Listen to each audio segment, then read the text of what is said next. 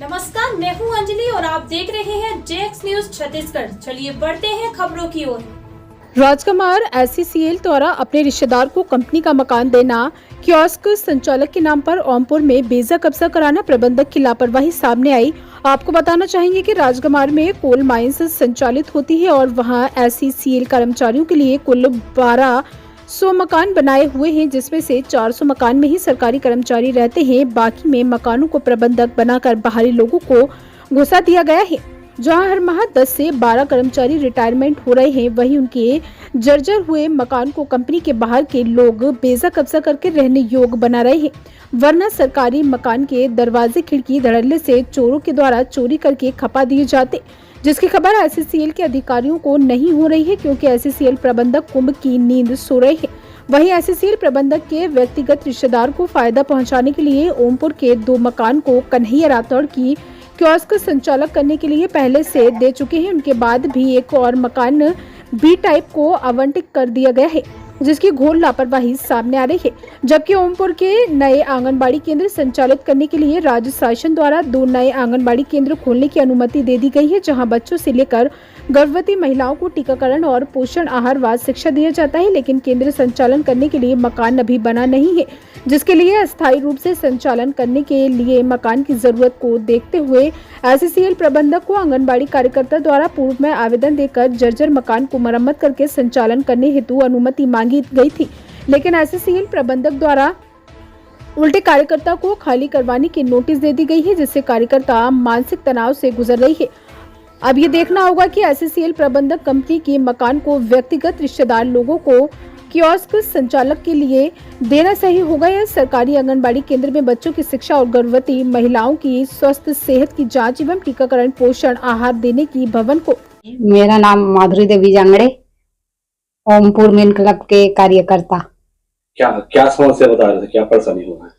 मुझे ये समस्या है, आंगनबाड़ी केंद्र संचालित करने के लिए जगह नहीं है, अभी भवन नहीं बना है, और जब बनेगा तो ओमपुर मेन क्लब है वहां बनेगा।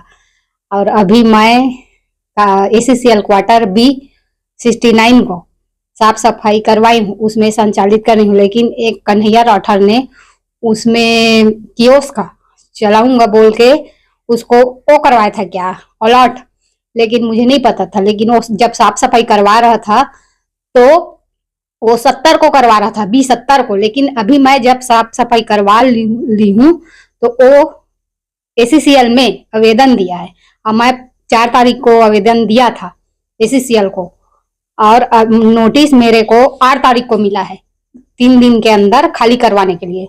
नोटिस आपको जो दिए हैं उसमें क्या लिखा हुआ है? नोटिस में ये लिखा है कि मैं जब मेरा जो भवन बन जाएगा तो उसमें मैं शिफ्ट हो जाऊंगी, उसमें शिफ्ट कर दूंगी। फिर एससीसीएल के जो क्वार्टर है उसको दे दूंगी। उसमें मैं हमेशा के लिए रहने के लिए नहीं करवाई हूँ। उसमें बच्चे को गर्म भोजन मिलता है, और गर्भवती महिला है उनका टीका जो भी है, वो पोषण आहार जो भी दालिया वालिया सब बटिंग होता है। लेकिन मेरे लिए जगह नहीं है अभी भवन को संचालन करने के लिए, इसीलिए मैं आंगनबाड़ी के लिए क्वार्टर को साफ सफाई करवा के वहां संचालित कर रही हूँ। लेकिन इसमें एससीसीएल द्वारा मुझे नोटिस ऊपर नोटिस आ रहा है कि उसको खाली करो।